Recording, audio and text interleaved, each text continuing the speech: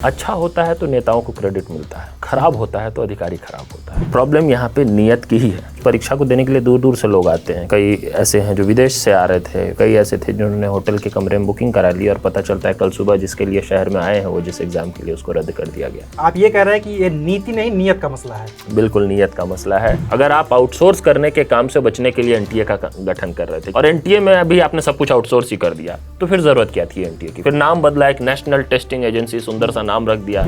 ये जो कुछ नाम आ गए हैं बाहर, ये सिर्फ बड़ी मछली को बचाने की बिल्कुल कवायद है? बड़ी मछली को बचाने की कवायद है। किसी भी आंदोलन को आम लोग हमेशा पॉजिटिव नजर से देखते थे। कोई आंदोलन कर रहा है तो कुछ अच्छा कर रहा है। उसको अब ऐसा बदला गया है कि जो आंदोलन कर रहा है वो कुछ रुकावट पैदा कर रहा है। आने वाले समय में इन स्थितियों को ठीक अगर नहीं किया जाता है तो आंदोलन की संभावना वो इस बार बढ़ेगी। तो सरकार को मजबूर होना पड़ेगा कुछ ना कुछ करने के लिए, अपनी नीयत ठीक करने को मजबूर होना पड़ेगा।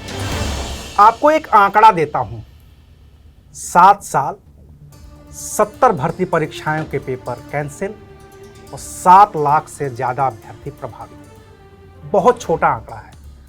7 लाख अभ्यर्थी का मतलब 7 लाख परिवार, कम से कम 7 लाख परिवार, क्योंकि उससे ज़्यादा और भी हो सकते हैं जो उन भर्ती परीक्षाओं के रद्द होने की वजह से उन पेपरों को या तो देते नहीं हैं या फिर मन मारकर बैठ जाते हैं। और अभी हाल ही में नीट और फिर यूजीसी नेट, ये 2 भर्ती परीक्षाएं इतनी बड़ी हुई जिन पर इतनी गंभीर धांधली के आरोप लगे कि जब 18वीं लोकसभा में सांसद सिर्फ शपथ ग्रहण करने के लिए जाता है तो वो भी बोलता है रीनीट रीनीट रीनीट। तो कब तक भर्ती पेपर लीक होते रहेंगे? कब तक परीक्षाएं ये यूं ही परेशान होती रहेंगी, लोगों को करती रहेंगी? कब तक अभ्यर्थी एग्ज़ाम सेंटर पर जाएगा और उसे जाने के साथ पता चलेगा कि उसका पेपर लीक हो गया है? वो 1000 किलोमीटर की दूरी तय करके जाता है, 500, 1000, 2000 रुपये घर से जुगाड़ करके जाता है और फिर मायूस होकर घर लौट आता है। ये सब ऐसे मुद्दे हैं जिन पर न तो कोई सरकार ध्यान देती है और न कोई नेता। लेकिन एक नया संगठन बना है जिसने पढ़ाई, कमाई और दवाई को लेकर के, बेरोजगारों को लेकर के एक आंदोलन खड़ा करने की कोशिश की है ताकि युवाओं की आवाज़ उन नेताओं तक पहुंच सके, उन सांसदों तक पहुंच सके, उन मंत्रियों तक पहुंच सके जो इसके जिम्मेदार हैं। और उस संगठन का नाम है युवा हल्ला बोल, जिसने पिछले कुछ साल में जितने भी भर्ती परीक्षाएं रद्द हुई हैं उनको लेकर के एक आवाज़ उठाई है। तो आज हमारे साथ उसी युवा हल्ला बोल के राष्ट्रीय अध्यक्ष अनुपम हैं। समस्याएं बहुत सारी हैं, लेकिन हम अनुपम से उनका समाधान जानने की कोशिश करेंगे और ये बताने की कोशिश करेंगे कि अगर इनकी बात, इन युवाओं की बात नेताओं तक पहुंच जाए, सांसदों तक पहुंच जाए, कानून बनाने वालों तक पहुंच जाए तो इस समस्या का समाधान हो सकता है। तो शुक्रिया अनुपम भाई वक्त देने के लिए। धन्यवाद आमंत्रित करने के लिए। प्रॉब्लम तो बहुत है। आपने नीट देखा, यूजीसी नेट देखा। यूजीसी नेट तो महज एक भर्ती पेपर भी नहीं है ना, वो तो भर्ती परीक्षा नहीं है, वो तो एक डिग्री है कि आप उसके बाद जेआरएफ कर सकते हैं, आप उसके बाद पीएचडी में एनरोल हो सकते हैं, तमाम चीज़ें कर सकते हैं। ये तो आसान काम था कराना, क्यों हुआ? ये 2 ही नहीं, आप देखिए ना, CSIR का जो नेट की परीक्षा होती है जो एनटीए करवाता है, उसका भी वही हाल है। जो नीट पीजी की जो परीक्षा थी, वो परीक्षा होने से 10 घंटे पहले, और उस परीक्षा को देने के लिए दूर दूर से लोग आते हैं क्योंकि कई डॉक्टर्स होते हैं MBBS किए हुए, या कई ऐसे हैं जो विदेश से आ रहे थे, फ्लाइट की टिकट्स जिनकी थी, कई ऐसे थे जिन्होंने होटल के कमरे में बुकिंग करा ली और पता चलता है कल सुबह जिसके लिए शहर में आए हैं वो जिस एग्ज़ाम के लिए उसको रद्द कर दिया गया। पिछले जब से ये नई सरकार बनी है, ये जो तीसरी मोदी जी की सरकार है, इसी कार्यकाल में सिर्फ एनटीए की 4 परीक्षाओं पे इतना गहरा असर पड़ा है।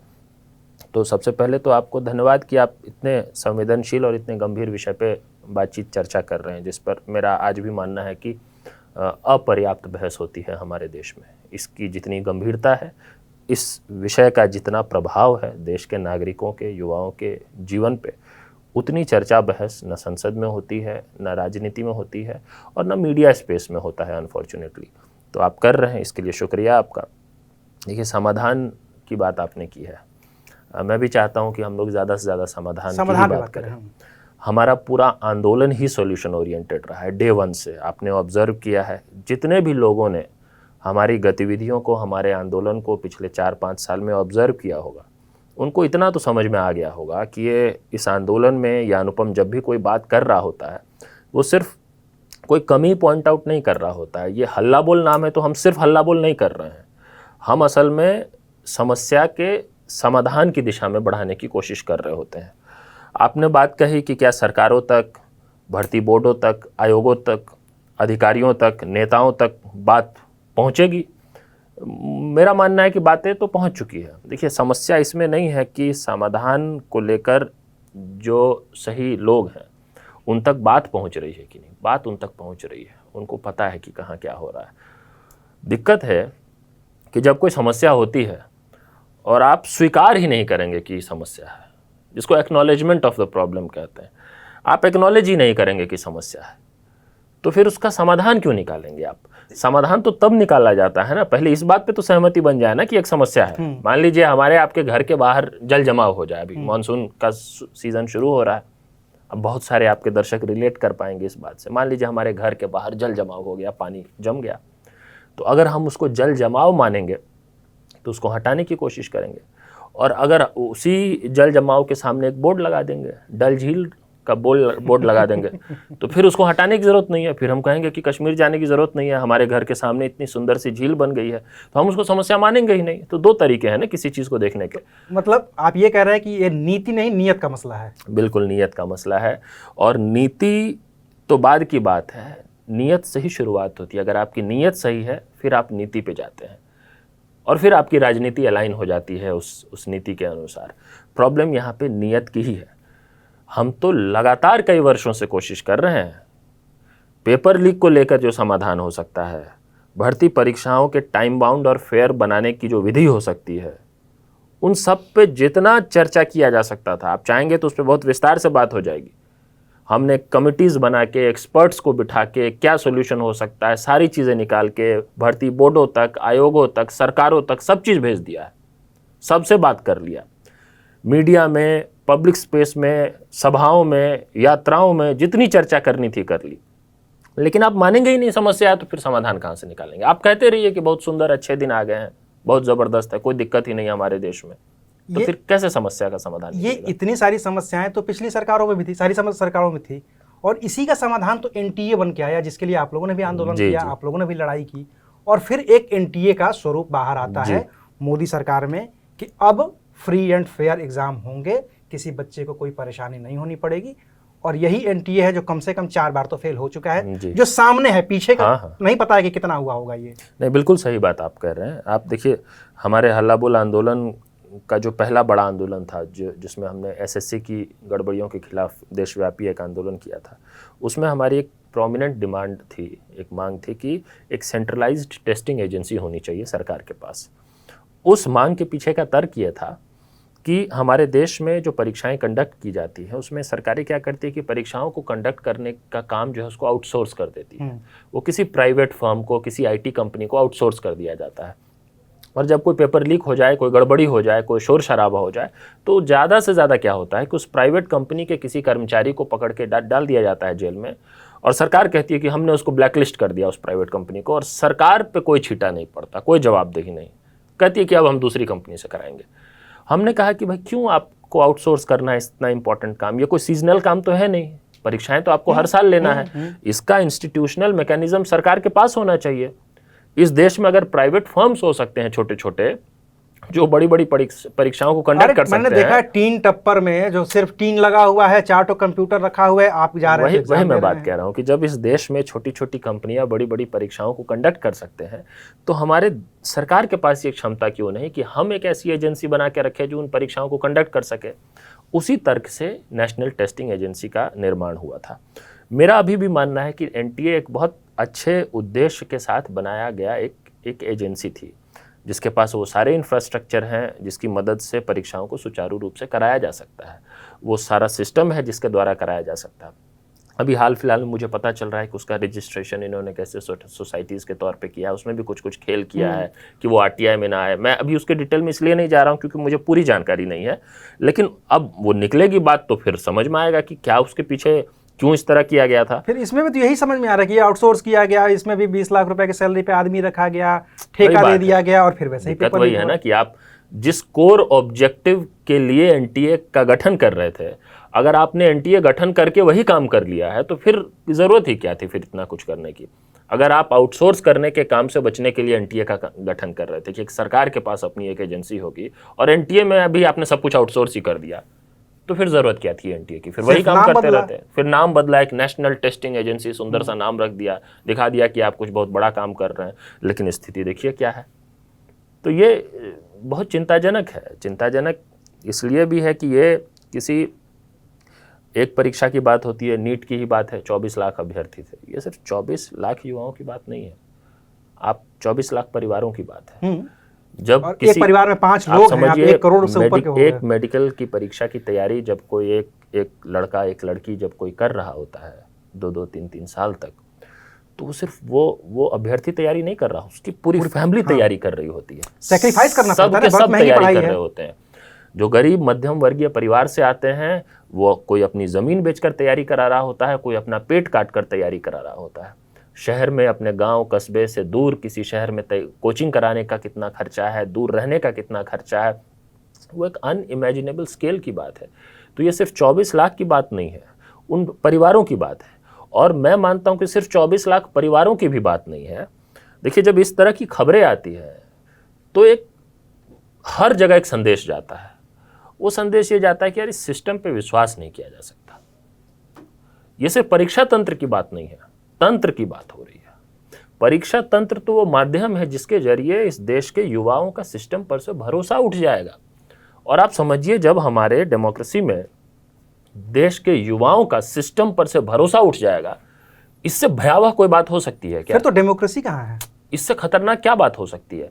तो आप इस देश के तंत्र पर युवाओं का भरोसा जो खो रहा है उसको एड्रेस नहीं कर रहे हैं। और पेपर लीक तो इतना जघन्य अपराध है, उसकी कल्पना नहीं की जा सकती है कि कितना बड़ा अपराध है ये हमारे देश के बेहतर भविष्य की संभावनाओं के साथ खिलवाड़ है। सिर्फ उस युवा के भविष्य की बात नहीं हो रही है। आप देखिए, नीट का पेपर लीक होता है तो ये नहीं है कि कोई नीट परीक्षा का पेपर लीक हुआ। आप इस देश की मेडिकल व्यवस्था आने वाले समय में क्या होगी उस पर इसका प्रभाव पड़ेगा। जब शिक्षक भर्ती का पेपर लीक होता है तो सिर्फ ये नहीं, उन युवाओं की बात नहीं हो रही है, पूरे एजुकेशन सिस्टम पे उसका क्या असर पड़ेगा इसकी बात हो रही है। तो इससे ज़्यादा तो देखिए, इससे बड़ा अपराध कुछ नहीं है। और ये मैं मानता हूँ कि ये कोई स्पोरेडिक इंसिडेंट नहीं है, मतलब ये छिटपुट घटना नहीं है कि किसी ने कर लिया। ये ऑर्गेनाइज्ड क्राइम है, ये संगठित अपराध है। और ये संगठित अपराध हो ही नहीं सकता जब तक कि सत्ता में बैठे किसी न किसी व्यक्ति का आशीर्वाद ना हो। इसके बिना ये संगठित अपराध। अब तो देखिए ना, जो नाम सामने आ रहे हैं खुल करके, वो बिहार, दिल्ली और गुजरात, ये 3 प्रदेशों से बड़े बड़े नाम सामने आए हैं। कुछ लोग ऐसे सामने आए हैं जो हर भर्ती परीक्षा में लीक हैं, कोई संजीव है करके बिहार का। एक चीज जो इसमें इस पूरे मसले पे जो सवाल है कि अगर सरकार की नीयत बाय द वे सही भी हो जाती है, जिस मकसद से एनटीए बना था, फिर ऐसे लोगों को कैसे रोका जाए? संजीव को, कुछ एनटीए के अधिकारी ही अगर करप्ट हो जाए तो उनको कैसे रोका मुझे लगता है अभी भी वो सारे नाम नहीं आए हैं जिनको बाहर आना चाहिए था। ये जो कुछ नाम आ गए हैं बाहर, और जिन नामों को लेकर फिर हम लोग और सब लोग खेलते रहेंगे कि ये नाम है, वो नाम है, वो नाम है, ये सिर्फ बड़ी मछली को बचाने की कवायद है। बड़ी मछली को बचाने की कवायद है। मुझे चिंता ही यही है कि ये पूरी जांच में अंततः क्या होगा कि किसी ऐसे आदमी को पकड़ लिया जाएगा जिसके हॉस्टल में उन छात्रों को रुकाया गया था जिनको क्वेश्चन पेपर दिया गया था।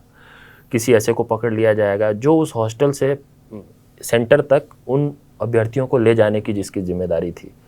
किसी ऐसे को पकड़ाया जाएगा जिसने उनके खाने की व्यवस्था की थी।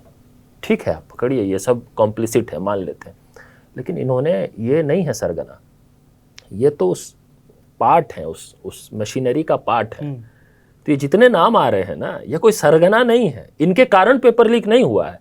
पेपर लीक हुआ है इसलिए ये सब उसमें कॉम्प्लिसिट है। पेपर लीक किसके कारण हुआ है? जब ये बात होगी, देखिए ईमानदारी से अगर ये बात करना है तो जो प्रश्न पत्र एनटीए के पास है, देखिए नीट के मामले में कई लेयर्स पे गड़बड़ी है, इसको समझने की कोशिश करिए।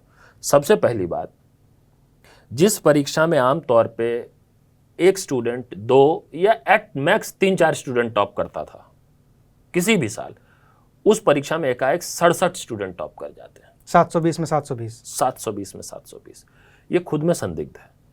ये काफ़ी है कि अगर बाहर नहीं तो कम से कम एनटीए या सरकार को इसको अंदर ही जांच कर लेना चाहिए था इसी मामले पे कि भाई ऐसा कैसे हो गया है। दूसरी बात, जो टेक्निकली इम्पॉसिबल स्कोर है, जैसे कि सही जवाब देने पे किसी भी प्रश्न के 4 मार्क्स थे और गलत पे -1 -1 था।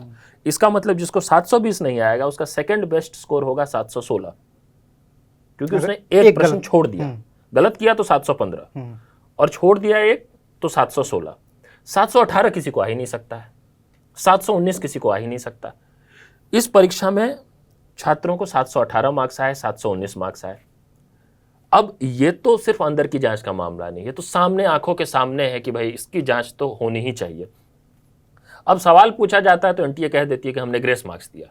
मतलब इस जवाब के अलावा कोई और जवाब धरती पे है ही नहीं, है ना, कि आपने पकड़ लिया तो एक आफ्टर थॉट की तरह एक जवाब दे दिया कि हमने ग्रेस मार्क्स दिया। ये हाई स्कूल का एग्जाम ले रहे हैं क्या कि एक नंबर से फेल हो रहे हैं, 33% कर दो। चौथी पांचवी की परीक्षा है कि हैंडराइटिंग अच्छी लगी सर को तो 2 मार्क्स ज्यादा दे दिए। नीट की परीक्षा हो रही है भाई, मेडिकल एंट्रेंस टेस्ट है नेशनल, उसमें डॉक्टर बनेंगे आने वाले देश। क्या प्रोविजन था ग्रेस मार्क्स का? कोई नियम था इसका? क्यों दे दिया, किस आधार पे दे दिया? तो सुप्रीम कोर्ट ने उसको पकड़ा तो कहा कि नहीं, इतने बच्चों का आपने ग्रेस मार्क्स दिया तो उसका फिर से परीक्षा कराइए।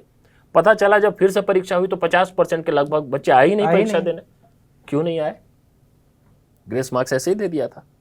अब ग्रेस मार्क्स देने का निर्णय जो है एनटीए में वो किसने लिया? संजीव मुखिया ने लिया। वो जो 3-4 नाम घूम रहे उन्होंने ग्रेस मार्क्स दिया।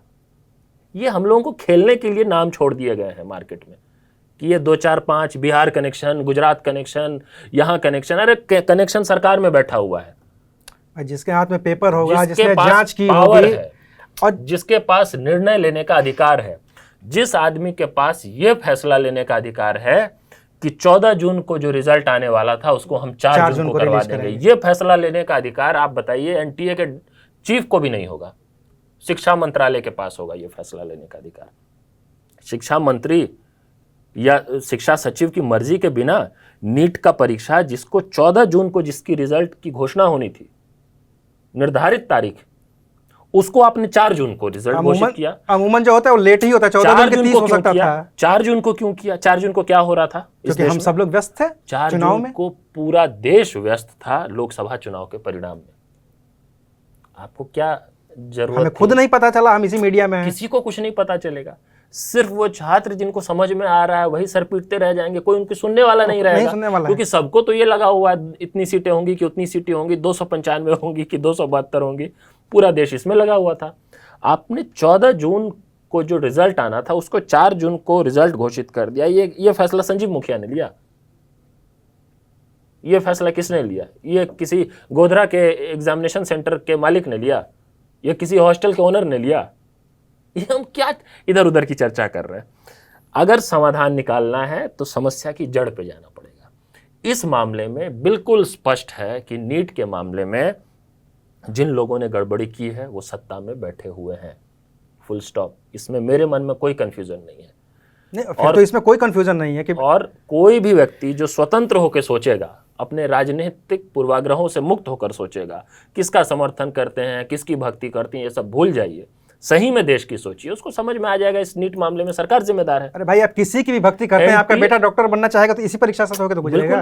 अरे एनटीए तक भी मामला नहीं है। ये नहीं है कि एनटीए के डीजी को, एनटीए के चेयरमैन को सजा हो जाएगी, मामला खत्म हो जाएगा। नहीं भाई, ये पॉलिटिकल लीडरशिप जो इस देश का है वो जिम्मेदार है। लेकिन हो क्या रहा है? हो ये रहा है कि जिसके ऊपर आरोप लगा वही कह रहा है कि हम एक कमेटी बनाते हैं। ठीक है, आप लोग आराम से बैठिए, कमेटी बनाते हैं, कमेटी जांच करेगी। एनटीए के चेयरमैन को हटा देते हैं। हाँ, डायरेक्टर डीजी को हटा दिया, चेयरमैन को अभी भी नहीं हटाया, डीजी को हटा दिया है। और वो वही एनटीए कह रही है कि हम एक कमेटी बनाएंगे। मतलब आपने अनुपम पे आरोप लगाया तो अनुपम बोलेगा कि ठीक है अविनाश भाई रुकिए, मैं एक कमेटी बना देता हूं, मैं ये 5 लोग रहेंगे, ये 5 लोग जांच करके आपको बता दे। क्या करेंगे वो 5 लोग बताइए? तो ऐसे जांच होती है। Natural justice, law of natural justice के खिलाफ है। सिंघम सिनेमा बना दिया क्या कि अजय देवगन पे आरोप लगता है और उसी को बना दिया जाता है। जिसके ऊपर आरोप लगे वही जांच करवाएगा। अगर आप सही में ईमानदार हैं, अभी भी अगर सरकार ईमानदार है और देश के युवाओं के भविष्य की उनको चिंता है, तो मेरा मानना है कि देखिए क्या करना चाहिए उनको। ये मामला सुप्रीम कोर्ट में तो पहुंच चुका है, कई पिटिशनर हैं, सुप्रीम कोर्ट ने नोटिस किया है सरकार को भी, एनटीए को, सबको। तो मामला तो कोर्ट में है। सरकार जाके कोर्ट में कह दे कि भाई आपकी निगरानी में जांच हो जाए समयबद्ध ढंग से, 10 दिन के अंदर, 15 दिन के अंदर, 1 सप्ताह के अंदर, हो गया बात। हमको लगेगा कि नहीं ठीक है, सरकार कम से कम चाहती है कि जिसने भी गड़बड़ी की है वो पकड़ में आए, और तब हमें लगेगा कि सरकार में बैठे लोग जो हैं वो खुद उसका हिस्सेदार नहीं है। अगर आप ये काम नहीं करते हैं तो बाकी सारे काम जो है वो लीपापोती है। क्योंकि सुप्रीम कोर्ट में जिस तरह की बहस हम देख रहे हैं इस नीट में भी, सरकार तो एनटीए को बचाने में लगी हुई है, सरकार एनटीए के फैसले को बचाने में लगी हुई है। शिक्षा मंत्री का तो पहला बयान यही आया था कि पेपर लीक नहीं हुआ ही नहीं है, और फिर कहना कि हमसे जल्दबाजी हो गया। और सोचिए कि ये बयान कब आया, 5 मई से बिहार पुलिस की इकोनॉमिक ऑफेंस यूनिट एक जांच कर रही है। उनके एफआईआर में स्पष्ट पेपर लीक की बात की गई है। बिहार पुलिस के जांच पूरी तरह से पेपर लीक के ही इर्द गिर्द चल रही है। अगर एनटीए या शिक्षा मंत्रालय या मोदी सरकार संवेदनशील होती तो बिहार पुलिस की इस जांच, इस इन्वेस्टिगेशन, और बिहार पुलिस ने शुरू में ही कुछ अरेस्ट किए थे, इसके आधार पे ही कुछ अपना जांच शुरू कर देती एनटीए में। अरे एनटीए का पेपर लीक हुआ है ना, जांच भले बिहार पुलिस कर रही है, वो कौन सी परीक्षा की जांच हो रही है? नीट की जांच, वो आपके परीक्षा की जांच कर रही है बिहार पुलिस। आपको ईमानदारी से जो है जांच शुरू कर देना चाहिए कि ये क्या हो गया, पेपर लीक कैसे हो गया। लेकिन पूरा महीना बीत गया, आपको एक्टिव हो जाना चाहिए था। आप एक्टिव हुए तो आपने क्या किया, 14 जून का रिजल्ट 4 जून को घोषित कर दिया। वहां बिहार पुलिस जांच कर रही है और आपकी एक्टिविटी क्या हो रही है, आप असल में जिन लोगों ने पेपर लीक किया उनको बचाने के काम कर रहे हैं। सरकार की जितनी भी एक्टिविटी है नीट मामले में, वो सब, अगर कोई माफिया है जो इसने पेपर लीक करवाया है तो उस माफिया को बचाने की दिशा में ही प्रतीत होता है एक एक फैसला।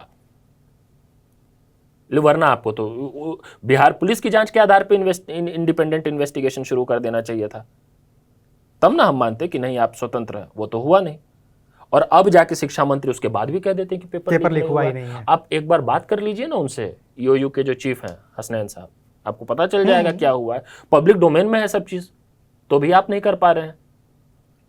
सरकार आपकी है, सरकार आपकी है, ये भी नहीं है कि वहां विपक्ष की कोई सरकार है और बिहार पुलिस को यहाँ विपक्ष की सरकार भी नहीं है। और बिहार पुलिस ने आखिरी में ये भी आके कह दिया कि हमें कोऑपरेशन नहीं मिला सेंटर से। वो नीट की परीक्षा की जांच कर रही है, पेपर लीक की जांच कर रही है बिहार पुलिस, और उस बिहार पुलिस को एनटीए जो है सहयोग नहीं दे रही है जांच में। जांच में सहयोग कौन नहीं देता है? जो चोर होगा वही नहीं देगा। आपने खुद बता दिया कि कौन चोर है इस मामले में। भाई इसमें तो साफ साफ दिख रहा है ना। तो इतना देखिए, वही तो मैं कह रहा हूं, इतना ऑब्वियस होने के बाद, इतना स्पष्ट होने के बाद भी हम लोग अगर एक्टिंग करते रहे, देखिए इतना एक्टिंग तो नहीं हो पाता है मुझसे, हम लोग एक्टिंग करते रहे कि नहीं सरकार बहुत संवेदनशील है युवाओं के भविष्य के प्रति, ये सरकार निष्पक्ष ढंग से जांच करेगी, किसी के साथ अन्याय, ये सब अच्छी अच्छी सुंदर बातें जो है कोई भी किसी के भी बारे में कर सकता है जिसका कोई सिर पैर है नहीं। वो काम से समझ में आता है कि कौन कितना संवेदनशील है, किसकी कैसी नीयत है। इस मामले में जो सरकार का काम रहा है, वो सरकार को अगर किसी खेमे में खड़ा करती है तो वही है, अपराधी की खेमे में खड़ा करती है। अगर आप किसी को बचा रहे हैं तो अपराधियों को बचा रहे हैं आप। अगर इसमें न्याय और अन्याय का मामला है तो सरकार अन्याय के तरफ है, न्याय के तरफ नहीं है। ये बिल्कुल स्पष्ट है इस मामले में। अच्छा, चूंकि ये तो एक पॉलिटिकल एलिगेशंस कह लीजिए या इसको राजनीतिक प्रतिबद्धता की कमी कह लीजिए, जैसे इस देश में एक परीक्षा है जो अभी बहुत शुचिता के साथ होती आई है, वो है यूपीएससी। कभी सवाल उस पर उठे नहीं है, मुझे शायद 91 या 92 में एक बार उठे थे, उसके बाद कभी उस पर सवाल नहीं उठे हैं। क्या यूपीएससी जिस तर्ज पर परीक्षा लेती है उस तर्ज पर ऐसी परीक्षाएं नहीं ली जा सकती हैं जिनसे पूरे देश के भविष्य और खासतौर से किसी के जीवन मरण का सवाल हो? जैसे नीट पीजी है, आप इसमें कोई क्लर्क नहीं बना रहे हैं, आप एक स्किल्ड डॉक्टर बनाने जा रहे हैं जिसका एक ऑपरेशन आपको जिंदा कर सकता है, आपको मार सकता है। क्या ऐसी परीक्षाओं को यूपीएससी की तर्ज पर नहीं किया जा सकता है? क्या लगता है आपको? नहीं, बिल्कुल किया जा सकता है। मतलब हमारे ही देश में कई ऐसे मॉडल्स हैं, सक्सेसफुल मॉडल, जिसको देखकर हमें लगता है। और मान लीजिए आप तो यूपीएससी की बात कर रहे हैं, मैं लोकसभा चुनाव कंडक्ट कराने की बात करता हूँ। हमारे देश में जो पार्लियामेंट्री इलेक्शंस कंडक्ट कराए जाते हैं, छोटा मोटा एक्सरसाइज है क्या? बिल्कुल नहीं। इतना बड़ा एक्सरसाइज दुनिया में पता नहीं और होता होगा कि नहीं। इतना बड़ा कहीं नहीं, 1000 करोड़ का खर्चा इस बार का। और सिर्फ खर्चा ही नहीं, आप समझिए उसके लॉजिस्टिकल चैलेंजेस, उसका कोऑर्डिनेशन, उसको एग्जीक्यूट करने के चैलेंज। नॉर्थ ईस्ट में एक जगह पे एक वोटर है, उसके लिए आपको पूरा सेटअप लगाना पड़ता है। और कभी आपने सुना किसी लोकसभा चुनाव में कि नॉमिनेशन की जो आखिरी तारीख थी वो बढ़ गई है 10 दिन बाद, रिजल्ट आने वाला था 4 जून को, लेकिन 3 महीने से आया नहीं है, पता नहीं चल रहा है कब आएगा। कभी ऐसा हुआ है? नहीं ना हुआ। एक मॉडल इलेक्शन कोड है, उसका सब लोग पालन करते हैं। इलेक्शन के लिए मॉडल इलेक्शन कोड हो सकता है, तो एग्जाम के लिए मॉडल एग्जाम कोड क्यों नहीं हो सकता? इतना बड़ा एक्सरसाइज अगर हम सक्सेसफुली करा सकते हैं, ये वही तंत्र करवा रहा है ना, इसमें वही अधिकारी लोग हैं ना। 90 करोड़ से ज्यादा लोगों का एक्टिव पार्टिसिपेशन। हाँ, मैं कह रहा हूँ कि इसमें भी वैसे ही अधिकारी सब है ना, हम ही लोग करवा रहे हैं ना बेसिकली ये। तो हम ही लोग जब नीट की परीक्षा कराने जाते हैं तो क्यों नहीं करा पाते? वो इसकी तुलना में, मैं तो उससे तुलना कर रहा हूँ, उस लोकसभा चुनाव को कंडक्ट कराने की तुलना में नीट परीक्षा कंडक्ट कराना क्या है?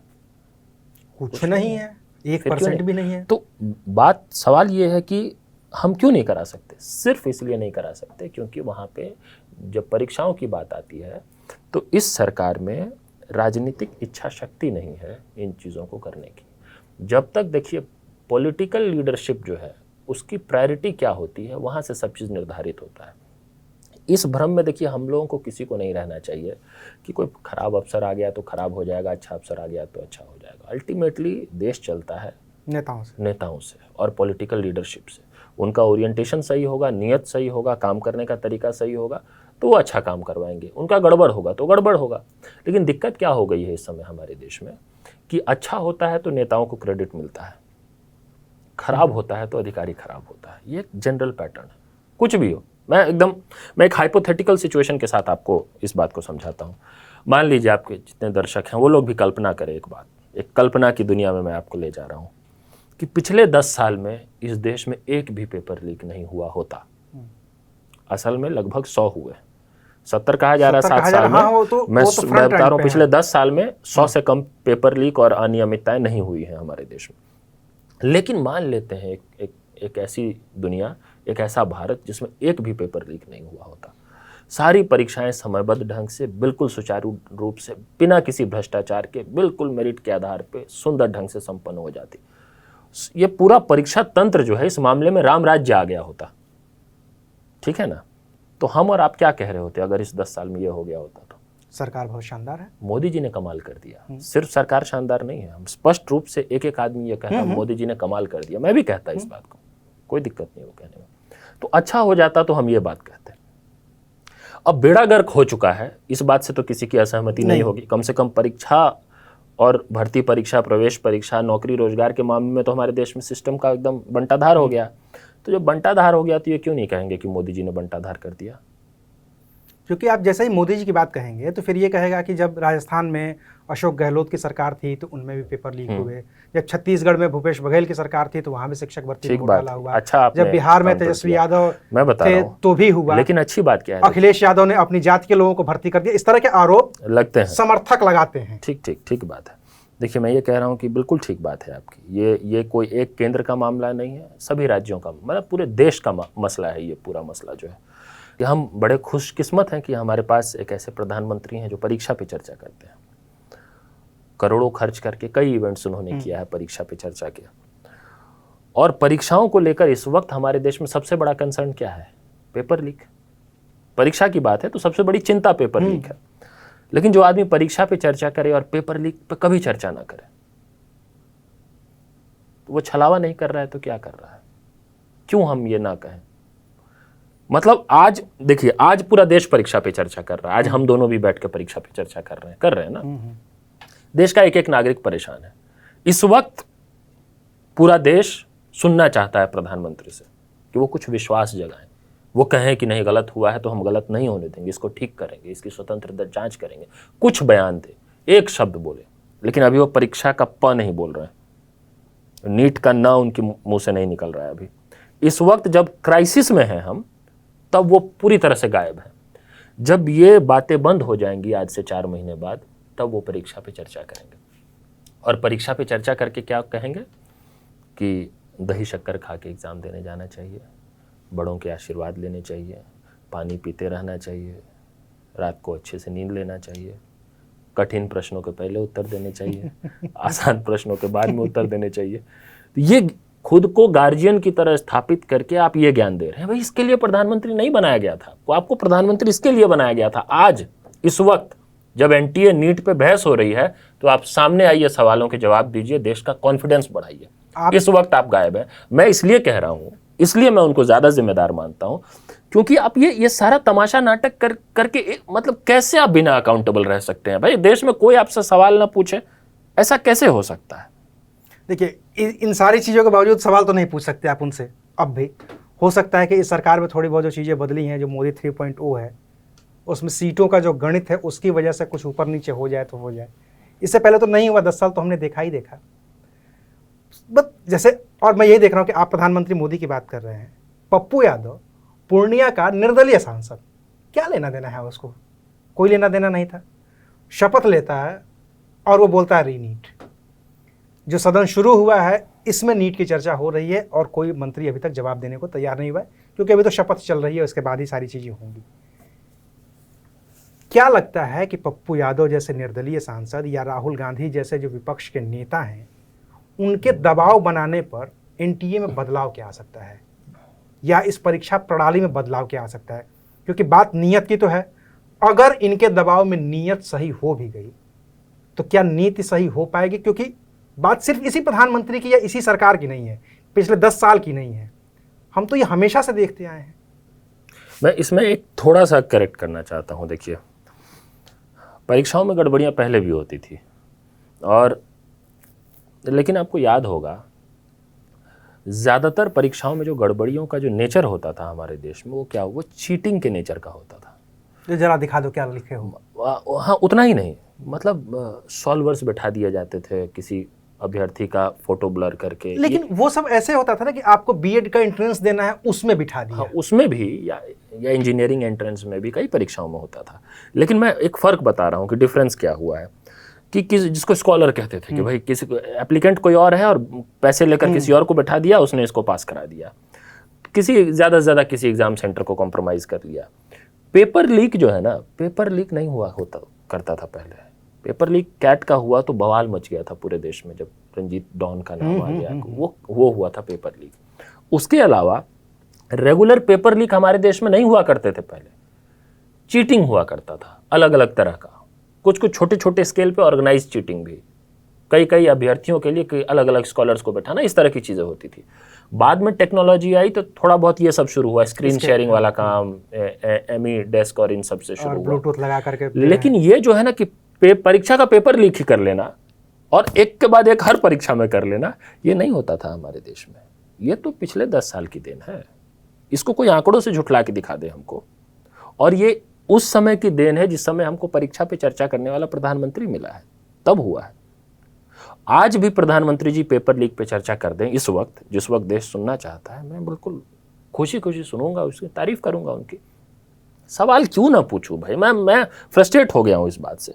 आपको प्रधानमंत्री बना, आप गायब हो जाते हैं, जिस वक्त क्राइसिस होता है उस वक्त, जब क्राइसिस खत्म होने लग जाता है आप अवतरित हो जाते हैं, फिर बोलते हैं कि मैंने सब कुछ ठीक कर दिया।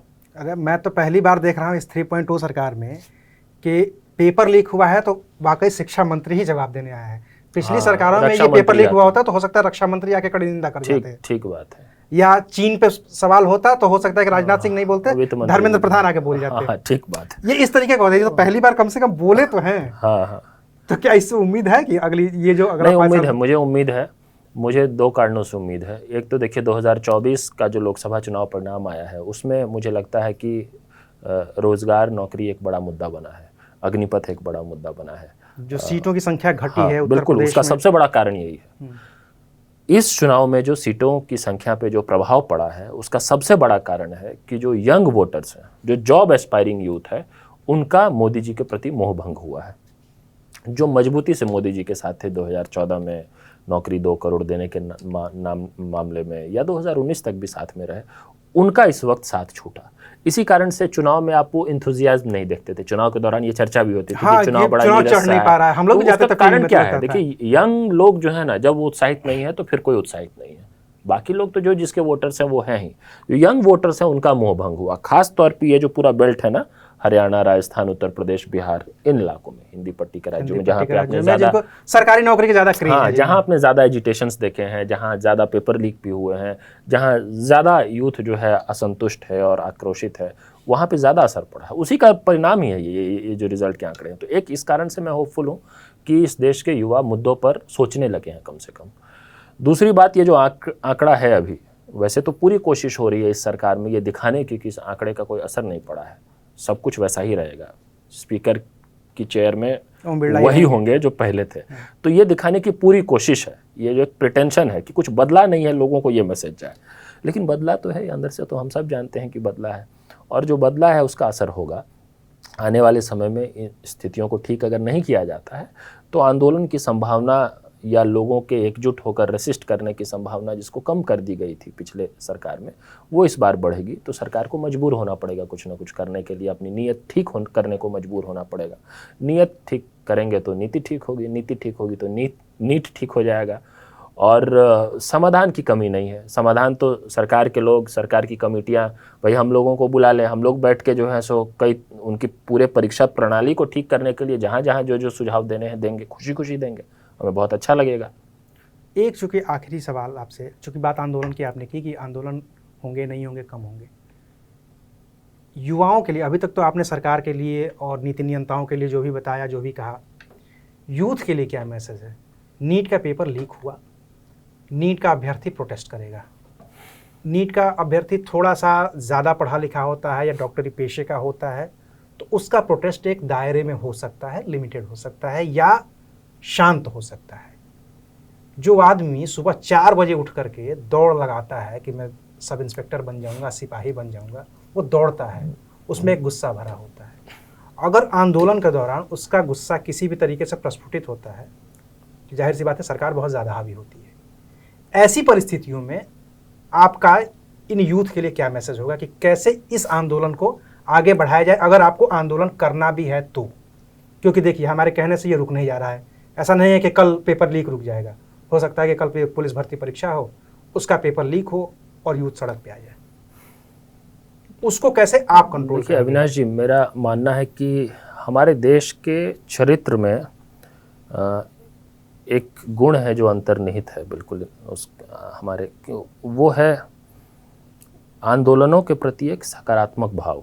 उसका कारण है हमें आज़ादी ही आंदोलन से मिली। मतलब भारत शायद दुनिया का इकलौता देश है जिसकी आज़ादी की लड़ाई को स्वतंत्रता आंदोलन कहा जाता है। मैं इसलिए कह रहा हूँ ना, क्योंकि ऐसे ही आंदोलन करने वालों को जो परीक्षा पे चर्चा करते हैं, उन्होंने आंदोलन जीविका है। उसी पे मैं आ रहा था कि हमारे देश की आज़ादी आंदोलन से मिली। हमें जो संविधान मिला वो एक आंदोलन का एक रूप था। और हाल फिलहाल के वर्षों तक किसी भी आंदोलन को आम लोग हमेशा पॉजिटिव नज़र से देखते थे। कोई आंदोलन कर रहा है तो कुछ अच्छा कर रहा है। उसको बदलने की कोशिश हुई है पिछले 10 साल में। ऐसा बनाया गया कि कोई आंदोलन, मतलब ये अन्ना आंदोलन तक तो बिल्कुल पॉजिटिव था। मतलब कांग्रेस के भी जो समर्थक होते उस समय वो कहते कि नहीं, आंदोलन कर रहा है तो अच्छा है, ये तो भ्रष्टाचार दूर करने के लिए कर रहा है। उसको अब ऐसा बदला गया है कि जो आंदोलन कर रहा है वो कुछ रुकावट पैदा कर रहा है, वो कुछ नुकसान पहुंचा रहा है, वो देशद्रोही है। एकदम इस तरह का इमेज बनाया गया है आंदोलनों के प्रति। लेकिन ये बनाने की ऊपर कोशिश हुई है प्रोपेगेंडा मशीनरी के जरिए, सरकार के जरिए। लेकिन देश के चरित्र में वो नहीं है। देश के चरित्र में लोग एक समय आंदोलन के खिलाफ बोलने भी लग जाए। अन्याय होता है तो आंदोलन समझ में आता है और गांधी जी याद आते हैं और अहिंसा भी याद आता है। ये एक एक आदमी को पता है कि आप अहिंसक आंदोलन करेंगे तो सफलता की ज़्यादा संभावना है, हिंसा करेंगे तो स्टेट आपको कुचल देगा। ये समझाने की जरूरत नहीं पड़ती। मैं तो दिन रात आंदोलनों में रहता हूँ, मैं आपको बता रहा हूँ। जो आंदोलन के बीच में आप जिस दिन ये बात कहेंगे किसी को हिंसा नहीं करनी चाहिए, एक आदमी नहीं होगा जो कहेगा नहीं बिना हिंसा के काम नहीं होगा। दिक्कत ये है कि आंदोलन की प्रैक्टिस सबको नहीं होती है, जो आपने बात कही। अब जो सेना के अभ्यर्थी हैं, जो नौजवान हैं, 18 साल का, 19 साल का, 20, उसके अंदर जो गुस्सा उसको पता नहीं उसको एक्सप्रेस कैसे करना है। तो ये ओनस जो है ये सरकार के ऊपर है। ये ओनस जो है नागरिकों पे नहीं है। कोई हमको अपने गुस्से को प्रकट करने की ट्रेनिंग हमको स्कूलों में नहीं मिली है। हम गुहार लगाते रहेंगे, सुनाते रहेंगे, आप हमको इग्नोर करते रहेंगे, किसी दिन गर्दन पकड़ लेंगे आपकी। ऐसे ही करता है आम नागरिक, आम यूथ ऐसे ही करता है। फिर मेरे जैसा आदमी ऐसा नहीं करता। सवाल इसलिए है ना कि जो सामान्य इंसान है, जैसे आप आंदोलन करते हैं और आप पे अगर 4 मुकदमे दर्ज भी हो जाए तो आपको फर्क इसलिए नहीं पड़ेगा कि क्योंकि अब आपको पुलिस भर्ती की तैयारी नहीं करनी है, आपको ऐसे ही यूथ को लीड करना है। लेकिन जो 18 साल का लड़का है जो प्रोटेस्ट करता है और उस पर एक मुकदमा दर्ज हो जाता है और बाय द वे कभी फ्रेश भर्ती होती भी है, तो फिर जाकर के वो पुलिस जांच में फंस जाता है। आंदोलन देखिए ना, दिक्कत यह है कि आंदोलन को कुचलने की नीति बना ली गई है। जैसे पहले की सरकारों में क्या होता, आंदोलन होता था तो सरकार कुछ एंगेज करती थी, डायलॉग करती थी, सुनती थी। मान लीजिए नहीं भी मानना हो ना, तो भी बात करके कहती थी कि नहीं मानेंगे, उठा करके वैन में रख दिया, हाँ, फिर छोड़ दिया, थोड़ी ले जाके 10 कर किलोमीटर दूर ले जाके खेत में ये छोड़ नहीं दिया। होता था कि नहीं आप कर रहे हैं, प्रोटेस्ट कर रहे हैं तो आपको लाठी तो पड़ेगी ही और आपको देशद्रोही बोला ही जाएगा हर हाल में और आपको बर्दाश्त नहीं किया जाएगा। ये जो नेचर है ना कि जो सरकार से सवाल कर रहा है वो कोई दुश्मन है, ये तो पहले नहीं हुआ करता था। तो अब देखिए, अब जो आंदोलन होंगे बिल्कुल होगा हर हाल में, और यूथ अपनी बात कह रहा है, सरकार को सुनना चाहिए। सरकार अगर नहीं सुनती है तो बड़ा आंदोलन होगा। और हमने पिछले कुछ आंदोलनों में देखा, हमने अग्निपथ का विरोध किया, आपको याद है। मुझे तो मतलब सिर्फ इसी अपील पे अरेस्ट कर लिया गया था कि इसका विरोध किया जाएगा। हमने तो बस इतना कहा था, इसी नाम पे तिहाड़ जेल घूम आए हम। प्रिवेंटिव डिटेंशन में जुडिशियल कस्टडी भेज दिया भाई, जबकि प्रिवेंटिव डिटेंशन में जुडिशियल कस्टडी नहीं भेज सकते, लेकिन मुझे वो भी सौभाग्य प्राप्त हो गया। लेकिन उसके बावजूद अग्निपथ के खिलाफ आंदोलन हुए और आंदोलन ने हिंसक रूप भी लिया कहीं कहीं पे। अब ये जो हिंसक रूप लेना है, इसके देखिए, इसकी ओनस जो है, दायित्व जो है वो सरकार पे होता है कि आप अपने नागरिकों को उस हद तक ना दबा दें, उस कॉर्नर तक लेके ना चला जाए जहां डर ही खत्म हो जाए, जहां पे कि वो मतलब दिन रात डराते ही रहेंगे। एक समय आएगा ना जब कहेंगे कि ना भाई अब हमको डर नहीं लगता है। रेलवे भर्ती के लिए आंदोलन हुआ, आप सुन ही नहीं रहे हैं, कहा जा रहा है सुन ही नहीं रहे, ट्रेनों को रोक दिया गया हर जगह। उसके बाद भी सुन लेते आप, उसके बाद आप कह रहे हैं कि जो आंदोलन कर रहे हैं किसी की नौकरी नहीं लगेगी, उसके बाद आंदोलन हिंसक हो गया। तो आप देखिए, कम से कम यूथ के साथ ये काम नहीं कर सकते। ये जो रणनीति है कि डरा के चुप करा देंगे, वो युवाओं के समूह के साथ नहीं किया जा सकता। किसी एक इंडिविजुअल युवा के साथ कर सकते हैं, बैठा के उसको डरा सकते हैं। जब यूथ संगठित होकर कुछ बात कह रहा है तो उसको डरा नहीं सकते। कम से कम आप 2 दिन में समझ में आ गया सरकार को कि हमसे गलती हो गई, जो हमने रेलवे से नोटिस जारी कर दिया था। और 2 दिन बाद रेल मंत्री कहने लगे कि हमारे भाई हैं, हमारी बहनें हैं, हमारे बच्चे हैं। तुरंत ट्रैक पे आ गए वो, क्योंकि वोटर भी तो है ना। वोटर असल में तो वोटर है, भाई बहन और बच्चे तो बाद में है, तो वो चिंता तो उनको होगी ही। और भारत जैसे देश में देखिए, अगर युवाओं का मोह भंग हो जाता है उसके बाद आप राज नहीं कर सकते हैं, बाकी जो भी कर ले। दुनिया का सबसे युवा देश है भारत, 70-75% आबादी का हिस्सा है जो 35 वर्ष से कम आयु वर्ग का है। आप उस सेक्शन को दुखी करके राजनीति तो नहीं कर सकते। तो ये चिंता तो सरकार को होनी चाहिए। इस कारण से मैं थोड़ा पॉजिटिव हूँ इस समय भी। मुझे लगता है कि इस कार्यकाल में सरकार थोड़ा संवेदनशील होगी, पहले की तुलना में थोड़ा ज़्यादा सुनेगी और चीज़ों को ठीक करने की कोशिश करेगी। विपक्ष को लेकर के क्या सोचते हैं आप, क्योंकि विपक्ष भी बहुत मजबूत हुआ है और आप लोगों के बात कहने से पहले, युवाओं के बात कहने से पहले राहुल गांधी वो बात कहना शुरू कर चुके हैं। नीट वाली, परीक्षा वाली, बेरोजगारी वाली, महंगाई वाली, दवाई वाली, जितने भी विपक्षी नेता हैं लगभग सेम पेज पे आ गए हैं और सेम बातें कर रहे हैं। उम्मीद लगती है क्या कि इस बार विपक्ष, खासतौर से जब राहुल गांधी लोकसभा में नेता प्रतिपक्ष बन गए हैं, तो कुछ युवाओं को उम्मीद नहीं? ये ठीक बात है कि इस बार का जो विपक्ष है वो पहले की तुलना में ज़्यादा मजबूत है, ज़्यादा संगठित भी दिख रहा है, ज़्यादा कोहेरेंट ढंग से बात भी कर रहा है।